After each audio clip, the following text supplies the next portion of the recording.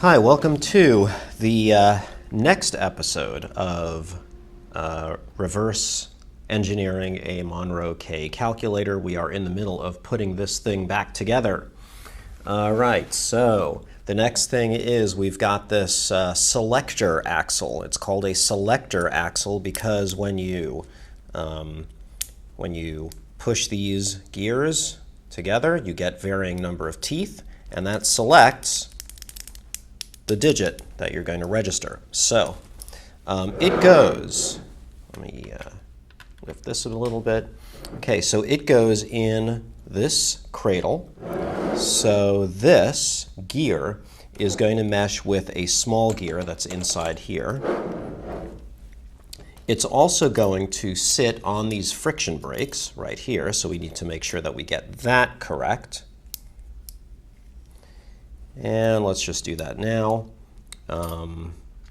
So the friction brake, I believe, sits in here and in here, down there. So they're kind of pulley-like structures.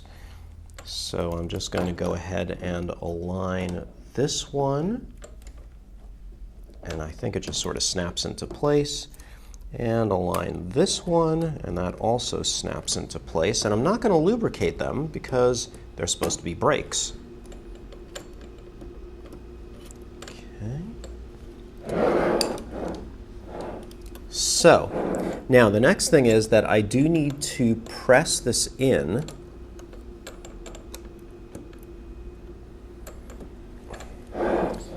So that, as you can see, these gears are not quite meshing. That's because this needs to be pressed in more. So what I'm going to do is I'm going to, I think what might help is if I rotate this a little bit so that this cam surface is not touching this lifter. There we go. That works. Okay. So the other thing, okay, timing, right? We've got a set of timing marks, all right, and it looks like I got it right.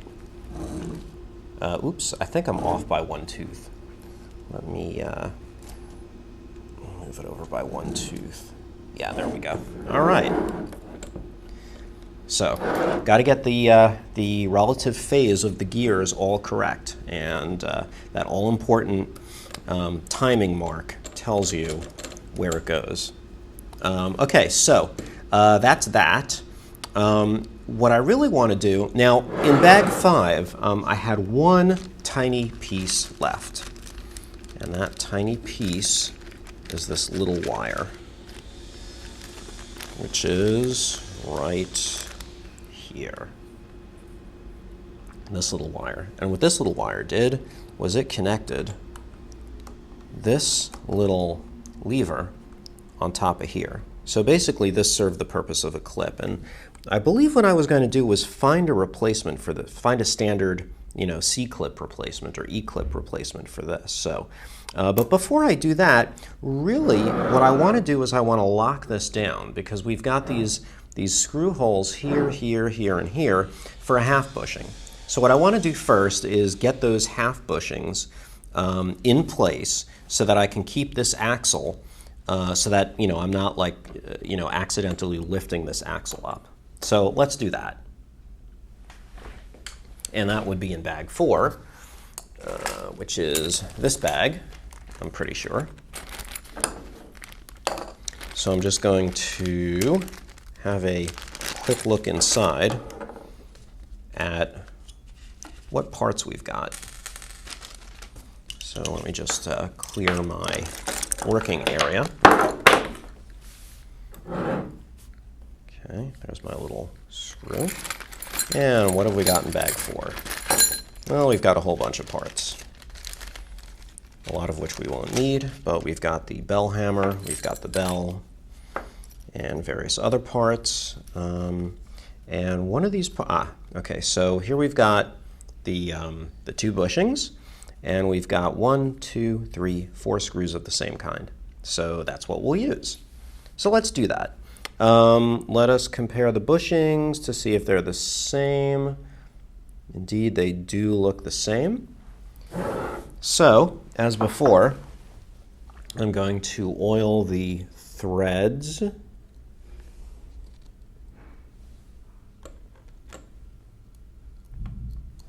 Okay, so that my screws don't rust in place. And then I'm going to put 1 bushing on. And just put the screw on finger tight. And this other screw on finger tight as well.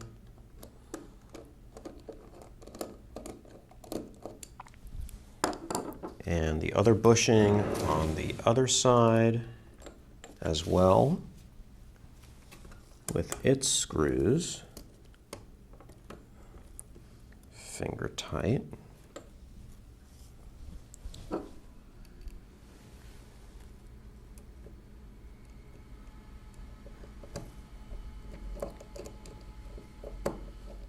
There we go. So now I'm just going to tighten that down, and this other one down.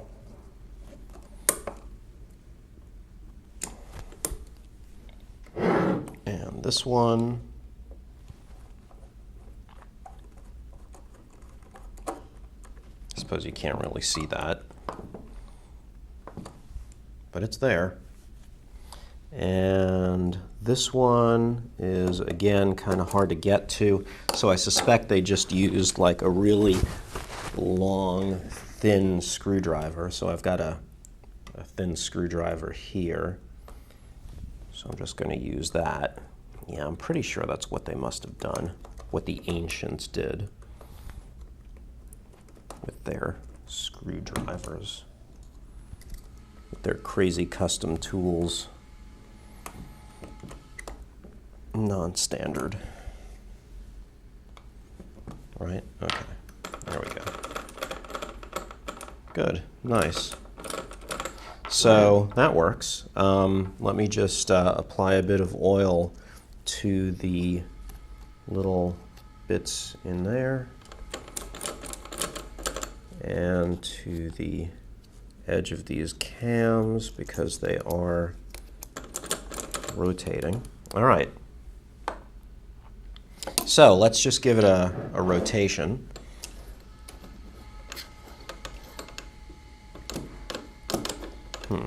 It seems to get stuck at a certain point, and that's really not good.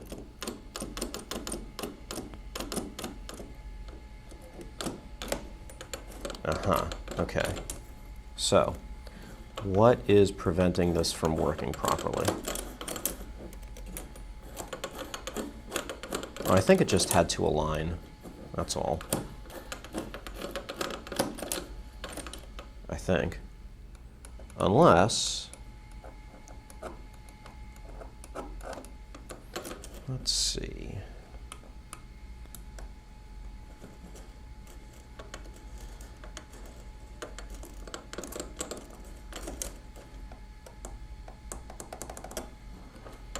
I'm just trying to see how this actually works. Okay, so we've got this cam surface here, all right, which drives this lever, which allows this lever to come up and down. So if I rotate this cam, you can see now there's nothing here, but now the cam pushes the surface down, I believe. Yeah. So now this is basically locked in place, but if I rotate it a little more, now it's able to come up, actually like that. Now the question is, what about this guy on this side? Well, it too has a cam surface, and it appears to be slightly different. So you can see that now it goes up like that,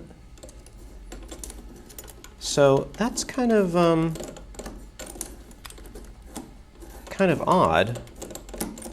Not really sure what the deal is there. As you can see that these two things sort of pop up and go down at different times.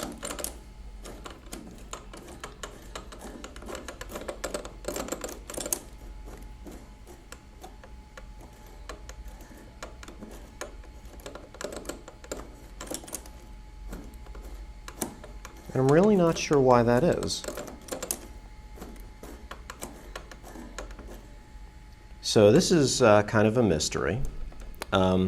So clearly this is in the locked position because the rollers are down, right? And as I rotate this, well, that's interesting. Okay, as I rotate this, so this is in the locked position. Now as I rotate this, this comes up, which basically means that I'm now allowed to lift the carriage up, I guess. Although this will not let me lift the carriage up. So as I continue, this now pulls the carriage, pulls this lock down, and then this pops up. So I think something screwy is going on here, and I'm wondering what that is.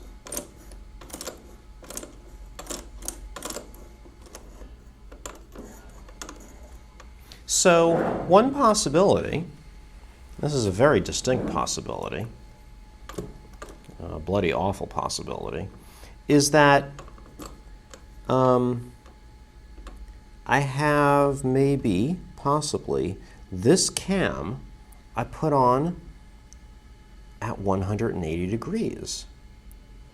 I'll bet that's what it is. I'll bet this cam I put on 180 degrees out of phase with this. That would certainly explain why these are popping up, why one pops up, then the other pops up, then the first one pops up. Okay, all right. That is very good to know. So, and then the question is, well,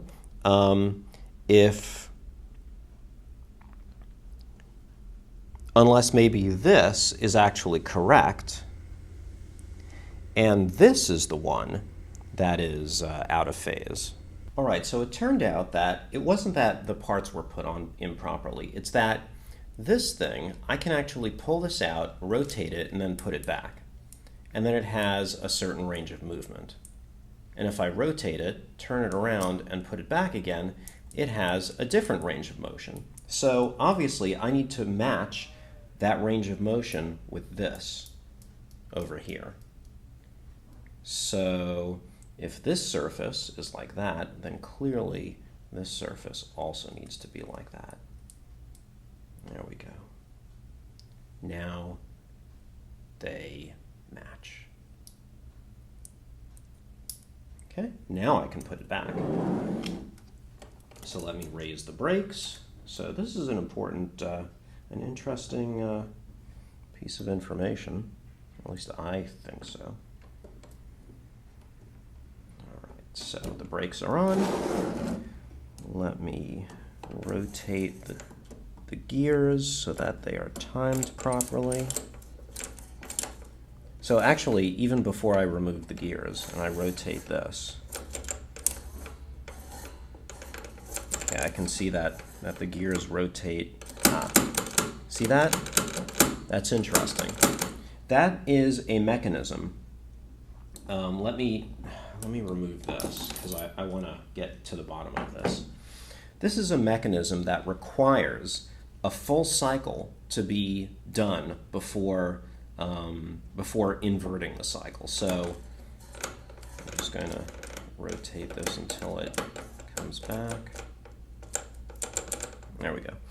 So this would be the neutral position. Now, if I rotate it, if I start, doing an addition, say, or a subtraction, or whatever this is, now I can't rotate it back. I must complete the subtraction. or the addition. Okay, and then when it goes back into the neutral position, then I can go back. And you see, I have to complete the cycle. So I actually want to know where that mechanism is. And I suspect that it is going to have to do with this mystery, let's see, this mystery pin. Oops, darn it. I'm pretty sure that's what it is. Yeah, and in fact, as I rotate this, let's rotate it a little more. Ah, okay.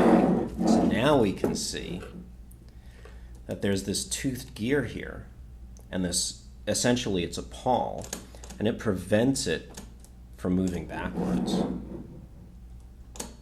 See? Until the cycle is complete. Then you can actually go in the other direction, and the pawl, again, works in the opposite direction. So that's the purpose of that pin. That's pretty neat. Something I didn't know. How tight does it have to be? Well, I don't know. That's the question that I was asking before. Let me just lower this. Put the microphone back on my shirt, which I keep forgetting to do.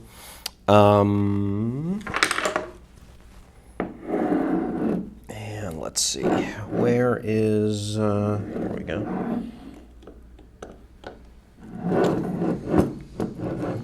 All right, let me see if I can just sort of lift the camera a bit and get to the spot where I'm working. All right, there we go. So we're looking at this nut here, and this is the pin thing. So if I were to just attempt to tighten it a bit,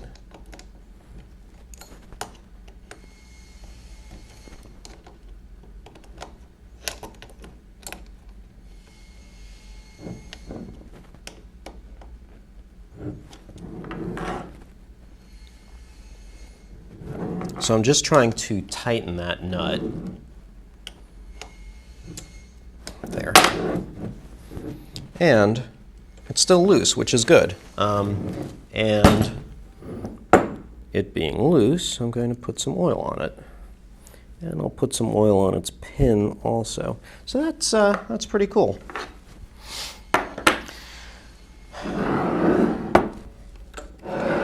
All right, so let's go ahead and rotate this so that the arrow over here on the intermediate gear, the middle gear, is pointing up.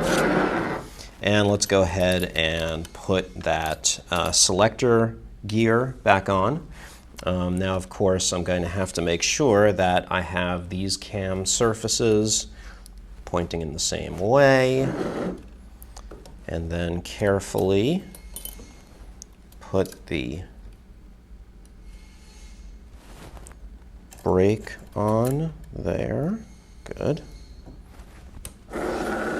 Then rotate so that the arrow is facing down. Okay. And then maybe rotate the cam a little bit.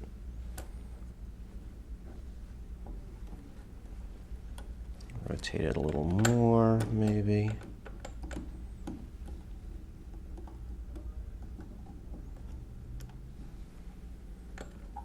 What I want to do is push this gear down, and I'm being prevented from doing that by this, I think. Yeah, I think. Yep.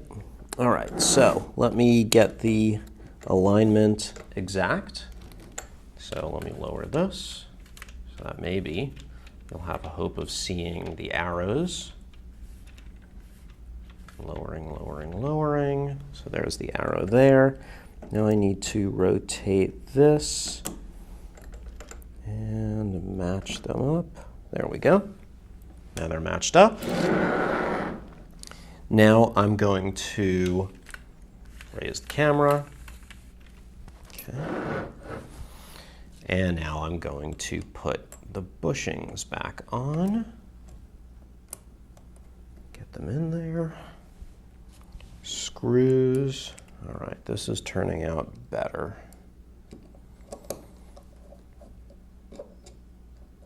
So just get that a little bit tightened down. Get this other screw a little bit tightened down. This is one of the screws that probably was put in with a very thin screwdriver. Get the other bushing.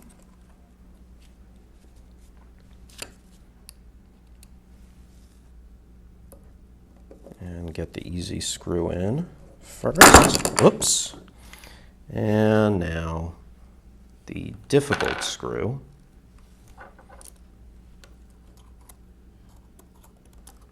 I assume they had magnetic screwdrivers back then.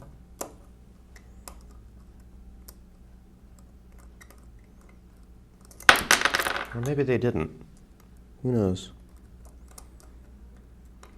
Surely they knew. Surely they had magnetic bits.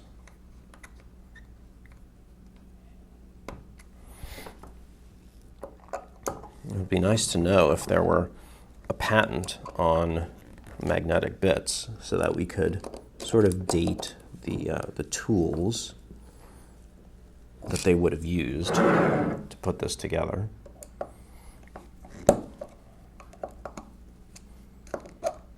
We've already dated Phillips screws, so we know that's why they didn't actually use them on this. I have a love-hate relationship with Phillips head screws because they're designed to torque out, and when they torque out, they damage the slots, which is kind of a stupid thing to do. So, all right, let's see if this actually works now. So what we want to do is we want to make sure that these two things go up in phase. Yes. Yes, that is what we wanted. All right. So we're getting a little bit of friction somewhere. And it seems to be caused by this cam over here. Let me put some oil on there. Let's put some oil on the cam surface. Let me rotate this. Let's pull this down and here, let's just put some oil on this surface right here. And then try to distribute the oil in there.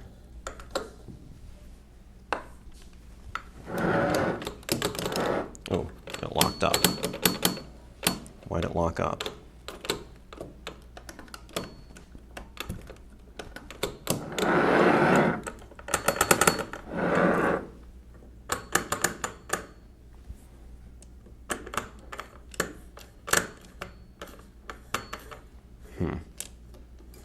Okay, it's this pawl back here that locked it up. I'm not sure why.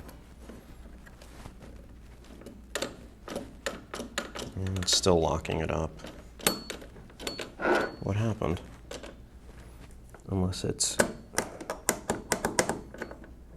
there we go. Okay, so...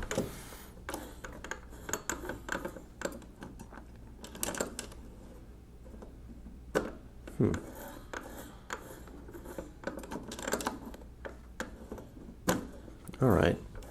So it appears to actually take some force to get this this thing rotating. See, when it pushes down, it actually requires some force. So that's not very good, but I guess if you've got a crank handle, so you've got some mechanical advantage, that's okay. It's not as smooth as I'd like. Let me see The other side. Just rotate it in the other direction. Yeah.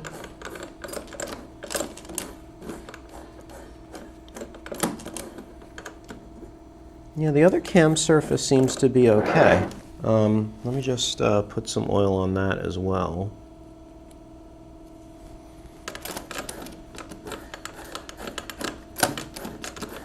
All right, so that's where we are. Let's just leave it at that. It seems to be working okay. So the thing about the selector gears is that if I push this in, like this, right, see? I'm going to select a couple of teeth. So that's why it's called the selector gear. All right, it's in neutral position. Now, let us talk about this lever right over here. So that lever pops right onto here. So what I'm going to do is I'm going to rotate this a little bit and then lift this. So this is a lock, right? So you can see, you can definitely see that when this lever is attached to this pin, this is not going to move unless this is rotated back. And then it can just rotate round and round and round and round until it locks into place. So that's an interesting mechanism, and we're going to have to find out what actually activates that mechanism. So in the meantime, I'm just going to force this over that. And then I said I was going to try to find a clip for this. So, you know, rather than using this little piece of wire, which I can do, but I'd really rather not. So let's see what I can find.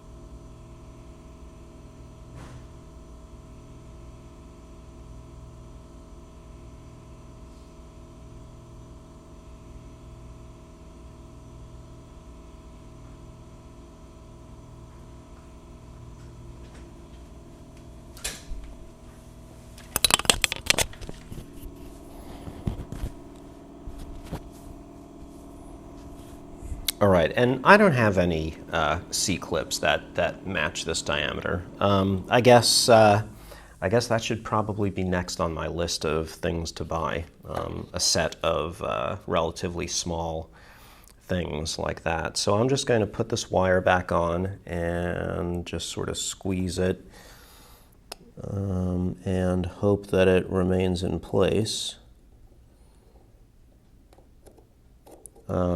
I probably mentioned this earlier, but I think that what this could be, there we go, now it's closed. It could be a piece of spring wire. Oh, wait a minute, that's odd. Obviously, I'm missing a piece. Great. All right, let's take it off. There's a piece that's supposed to go on here. Oh, you know what I think it is? I think it was that washer that I thought was a stupid washer. And it turns out to be not so stupid after all. Okay. Let's go get that washer and put it on.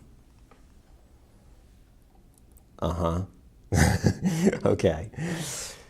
All right. Well, I still insist, I still maintain that it's always a good idea to put a washer between the nut and the frame. So I think that those washers were a good idea. So let's just go ahead and stick this back on. Okay, well, okay. Yeah, that's what it was. Oops. All right, let's go put some oil on this because it's rotational. Put some oil all through it, and let's rotate it to distribute the oil. I'm going to keep this lever unlocked and rotate this in the right direction.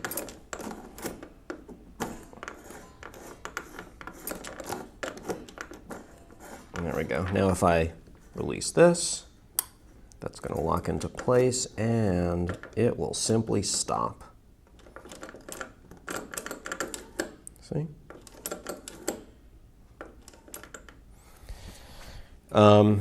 If this wire were in place, what would happen? Nothing. So I still don't know what purpose that wire serves. All right, so let's see what we have left in our bag. So we've got a bell, a hammer, this thing, a big screw, which doesn't go there. That's the purpose of this small screw. And then we have this large bushing. That will probably go on there. And then we have this washer with a shoulder. That will probably end up going on there. So let's see how all of these pieces get put back on here.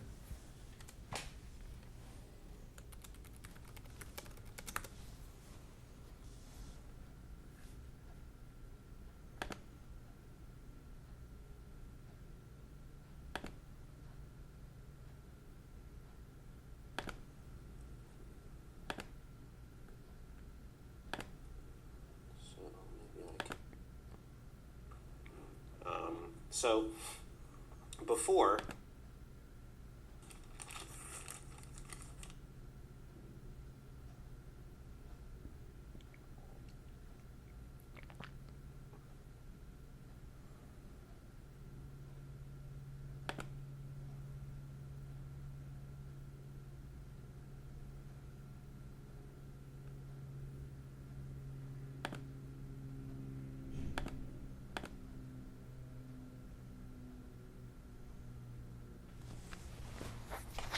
and it looks like the first thing that happens is I put this bell back on. Now you can see that it's got sort of these indentations, which means that that's, I guess, just a way of preventing the bell from rotating because it fits on this slot. So it would go on here somehow. Well, here, I'm just going to take the screw. Let me put some oil in the threads so that I don't get any rust. And let me go ahead and take the screw and just put it on there.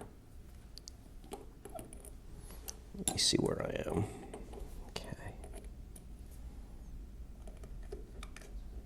There we go. So now, when I screw this on, you can see that it actually doesn't rotate. That's kind of interesting. I don't know that they'd actually pay attention to that detail nowadays. They would just let the bell rotate. And you can see that this is the lever that prevents the bell from ringing. So that rings, and that's the bell mute. So that's how the muting mechanism works. So there's this lever down here. Ding, ding, ding, ding. Okay. Next parts. We are now, incidentally, in reversing in video 3. So we're getting really close to the beginning, which is kind of exciting and weird at the same time because you can see that the frame is all taken apart. There's still a lot of parts to go. So clearly those first 3 videos had a lot of stuff in it. So all of these pieces go together basically like this. We have this lever facing this way, and this bushing is going to go in the back, like that. Okay. We've got this bushing, which will actually sit over here, like that. This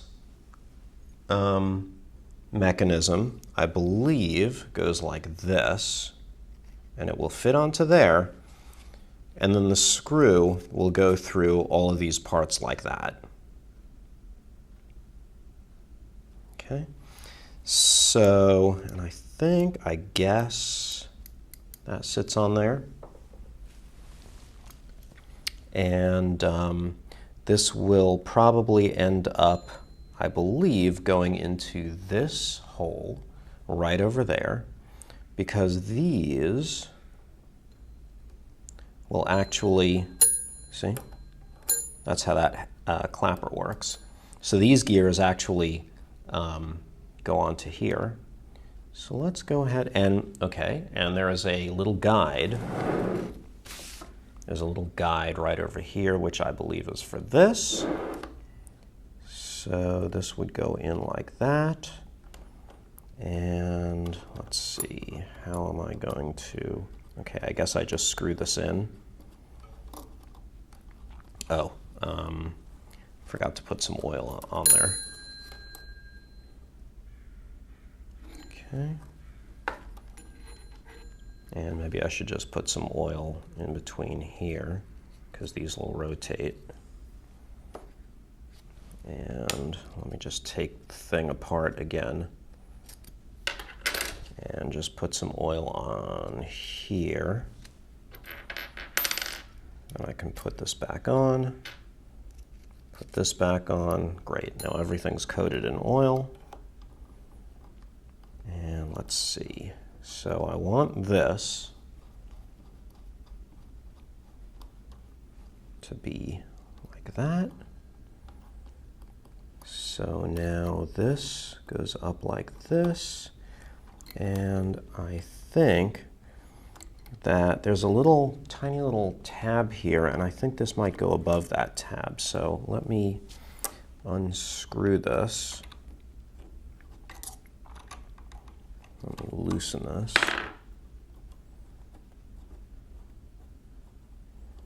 And raise that above the tab. Is that how that works? No, I don't think so. Unless I have this wrong. That's entirely possible. All right, so I have determined that that's the way that works. Okay, so if I go ahead and tighten this up, so I'm kind of wondering what exactly goes here, because it's certainly not these gears, and there doesn't appear to be a cam surface. So I'm guessing that there's going to be something rotational over here that will cause that bell to ring. So let me go ahead and tighten that up. Okay, maybe I should put the bell mute on so that we're not ringing the bell all the time. Okay, so, and then we've got some springs here. So we need to determine where the springs go, because this is obviously going to be spring-loaded, as I suppose will this lever right here. So I'm guessing that this spring will go on this post. And I'm guessing that so will this. Okay, and where do these springs go? They all go on this post right over here. So we can go ahead and try to take the end here and put it around, I think probably this will end up going on here, and this will go on the interior of the post. So yeah, so let me actually take that outside one off and take this one. The reason that I say that this goes on the inside is because it seems thinner to me. So let's see, take that off. And I claim that this goes around the post like that. Is it on? Not quite. There, now it's on. And then I take the other one and just put it around the post. There we go. So see, I'm moving this, and it's not touching this spring. And yet, all the springs are working. Okay, mute the bell. So the next part, now that we've got all of these done very nicely and oiled and all in place, the next thing is we're going to play with these selectors again.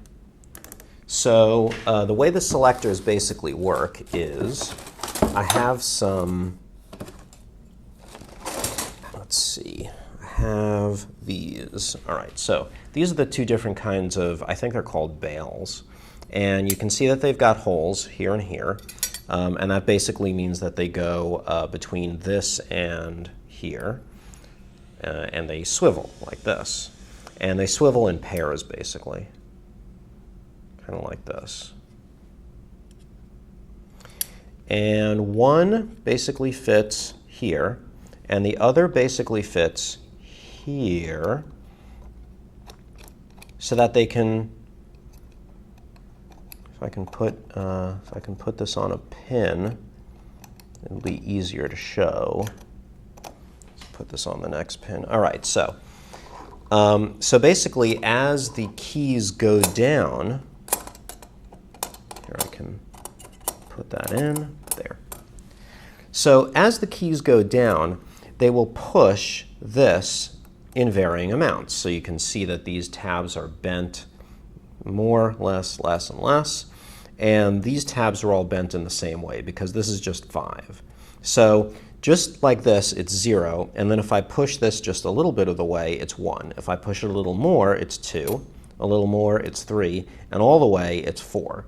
Then I don't push it at all, and I push this, and that's 5. And then I push this a little bit, and that's 6, 7, 8, 9. So in that way, you can select anywhere between 0 and 9 teeth. Okay, and that's the purpose of the keyboard. The keyboard pushes against this, and thus rotates these bales. So, so the next step is actually putting all these bales on.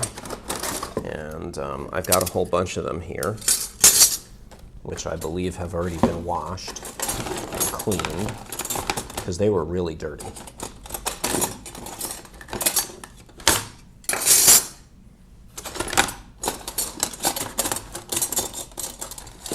And the reason that they were all really dirty and greasy is that the keys rub against them. So I guess the first thing that I'm going to do is I'm going to put some oil on the pins, all of the pins. That seems like a good idea. Okay, and the pins here as well.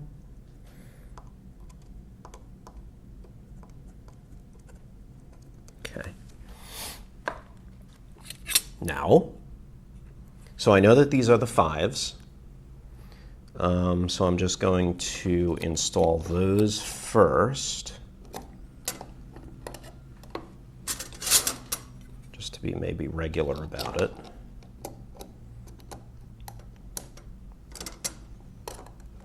Now, am I making a mistake by doing that? Let's see. Let me take one of the 1s, the units, and insert it.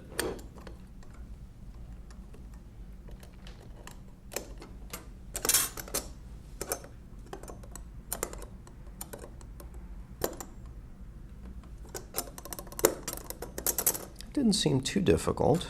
Let me try the next one.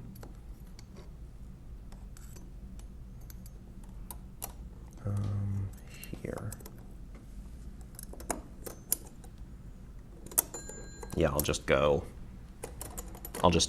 1, then 5, then 1, then 5. So, and the key is that you want this movement to be smooth, because if it isn't smooth, then the key is going to have a very hard time. So let's see. This one goes here, and it goes in there.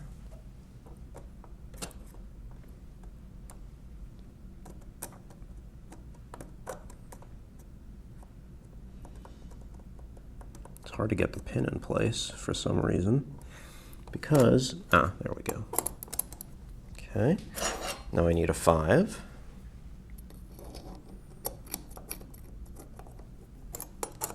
And another 1.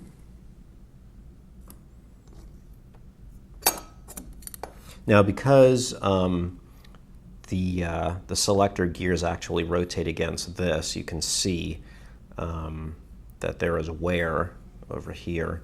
So that's another place that I should put some oil on. So 1. And 5. And it doesn't matter which 5 is which, they're all the same. As long as they alternate.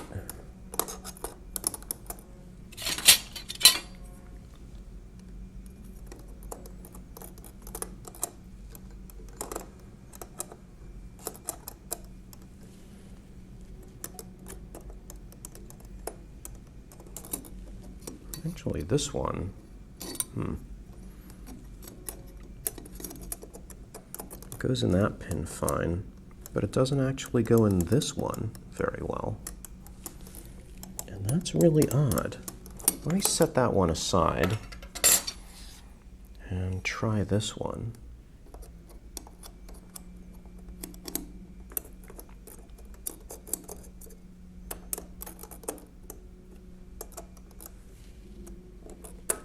Huh.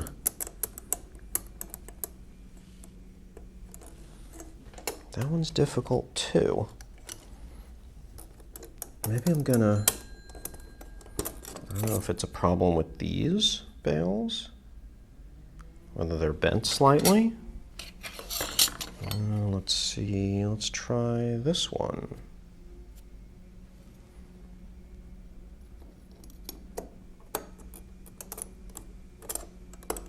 That goes in very well. All right, so those will have to be inspected.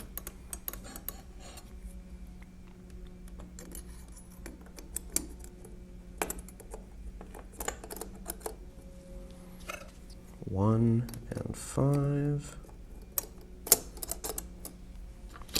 1.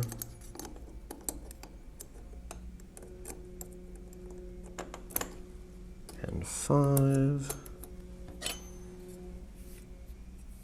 Oops, that's a 1. This is a 5.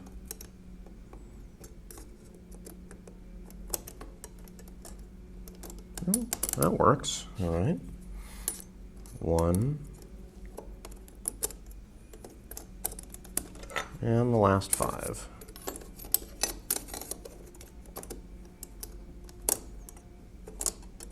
Okay, there we go.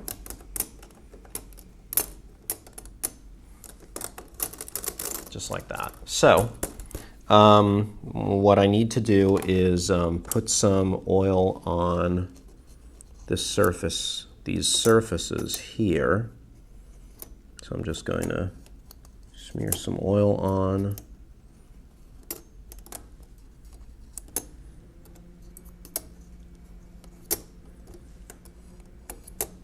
Because when the selector gears start to rotate, they're going to rub against these bales.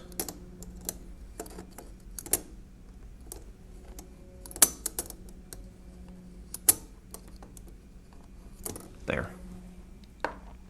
So now when I rotate the opposite way. Oops, I have to unlock this guy, don't I?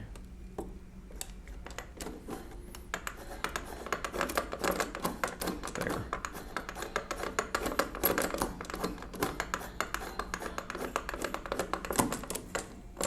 All right, so those are the bails. That was easy enough. And then, in order to prevent the bails from lifting up, there is a plate that goes right on top of here. So let me, where is that plate? Was it in a bag? No, it was not in a bag. Oh. Is it here?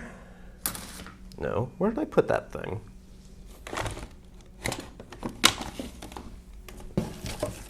It is in a bag. It's in bag 3. So we're on bag 3 now. How exciting. So this is the holder for the bail, and it has this sort of a bent profile. And of course the reason is that it goes flat on the plate and then goes down in order to hold the bails in place. That way they don't come up. So let's see. We have in bag 3 a whole bunch of screws, as you can see. Many of them, we've got 4 big screws, which of course don't fit in there. We've got a whole bunch of screws that have green paint on them, so that obviously came from the cover. So I'm going to separate those out. And I think, yeah, so we basically have, and these are all the same size screws. So here are 2 screws without any paint, and they of course go here. So let's go ahead and put some oil in there. And I'll use the tiny screwdriver. Actually, no, I'll use the magnetic screwdriver. And this is why I didn't want to use the magnetic screwdriver. So I'm just going to put this in with a little bit of finger rotation. Same thing here, a little bit of finger rotation. Now I can go ahead and take the screwdriver and screw it in.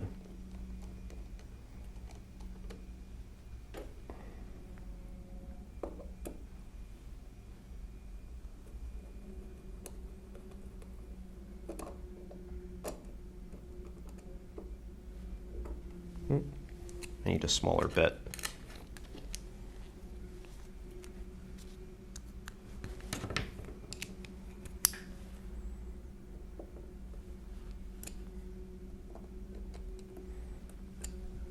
There we go. Now these bails aren't coming out. And now the exciting part is, at least I think it's exciting, is that we get to put the keyboard back on. So the keyboard goes on, I believe it's probably this way. No, it's going to be this way because the reason that it's going to be this way, I believe, is that these little U-shaped indents here and here are for the carriage moving mechanism, that little thing over here, and it's always on this side. So the other thing that I'm going to do, now they used grease to grease this up. I'm going to use oil because that's just me.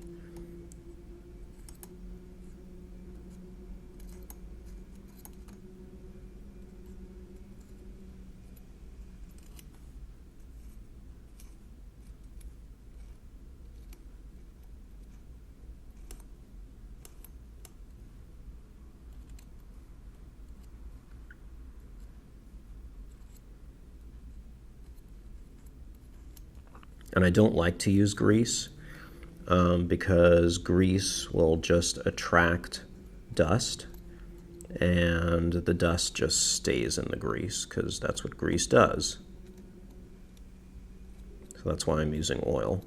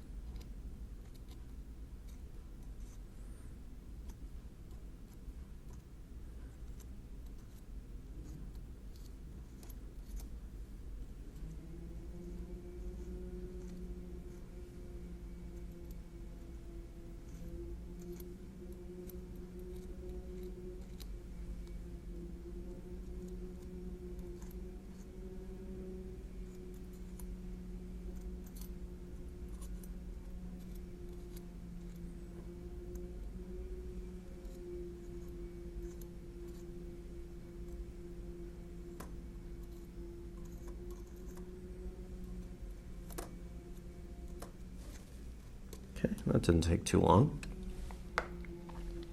So this has to go on here. So you can see that there are these screw holes on the side. There are actually 4 of them that correspond to these large 4 screws.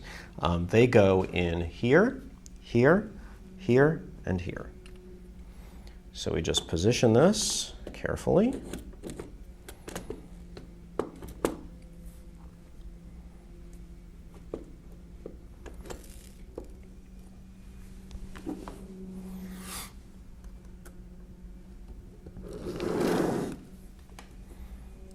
Frame, there we go.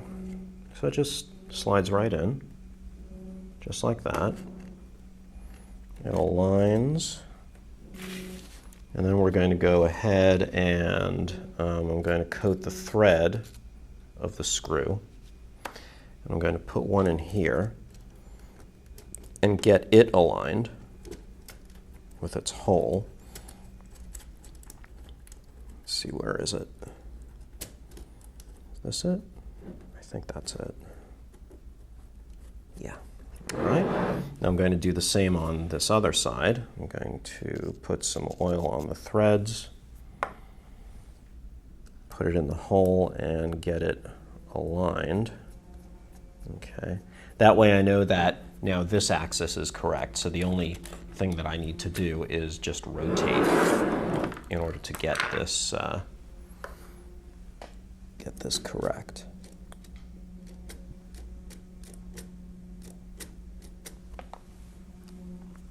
So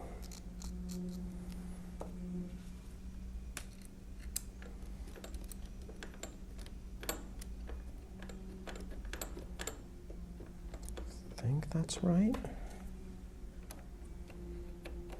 Yeah. All right, and now the other side. Nope, that is not correct, is it? Or is it? No, that is correct. All right. What's throwing me off is that there's this other hole over here, and then I look over here, and I see that there's like one hole on top of the other, and the top one is populated, so therefore it must be the bottom one. But in fact, this bottom one lines up with this top one over here. So that hole must lead to something else.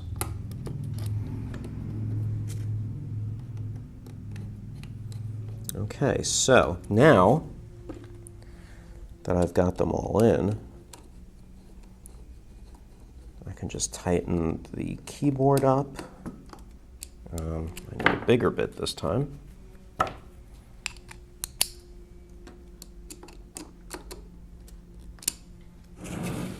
Also here.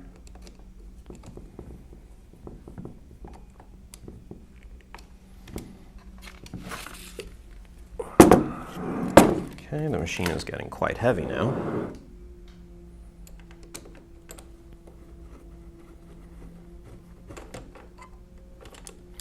The machine is getting heavy and exciting. because things are now coming together. Okay. So let's just, I'd like to make sure that the keys are actually working properly. So let me go and hit a 9 down here. And indeed, we can see that back here, these gears have stuck together. And if I start to rotate them, hopefully it'll turn, let me unlock it, turn 9 positions. 1, 2, 3, 4, 5, 6, 7, 8, 9. Good. Now I can clear it and maybe hit the 8. This is actually the 3D printed one, so this will be interesting. 1, 2, 3.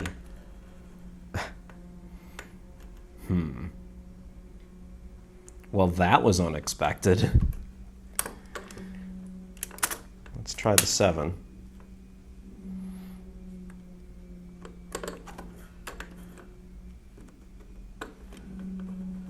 One, 2, 3, 4, 5, 6, 7.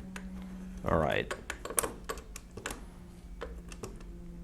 Well, that's sort of useful to know. Let's just try the 8 again. I suspect what happened is that the 5 wasn't activated properly. Let's try again. 1, 2, 3, 4, 5, 6, 7, 8. Yeah, that's correct. Okay. Why wasn't the 5 activated properly? Because this is not, because when I press down a key, right, this thing can still move back and forth. And you can see the gears back here moving, right? So there's actually a plate that goes on here. So once I put the plate on, I'm pretty sure that all of these keys will be lined up properly. They will move up and down only and not left to right, side to side. Yeah, that does seem to work. So there we go. The keyboard is now in place. Let's lift the camera and get a bigger view of the calculator. So there's a larger view. Everything looks really nice and clean and spiffy. Let's see. I believe that the next thing is actually going to be the cover, because I've got a ton of green painted screws, so the cover would go on. I'm going to have to clean the cover a little bit. Make sure that all these pieces are oiled properly. And I am also going to have to figure out how to put this carriage lifting mechanism back on. Oh, there's the label for bell on or off. That is for this, so that's kind of nice. And there is actually, you can see that that lever actually apparently might move this latchy thing. And where does this latchy thing go? It seems to go somewhere over here. Somewhere around here. So that's an interesting mystery that we'll try to solve. There's also this item count lever. And basically all that does is it locks the 1 key over here into place. So that allows you to use this register for sort of like a separate register than this side. And then we've got this thing, and I'm not really sure what that's supposed to do. So that'll be interesting to find out. So I believe we probably have just one more video to go before this entire thing is complete. So hopefully everything will work properly with the exception of this broken piece, which we can pretty much fix later because we have seen how easy it is to put this back together again. So until next time, hopefully for the last time on the K, Rob saying see ya.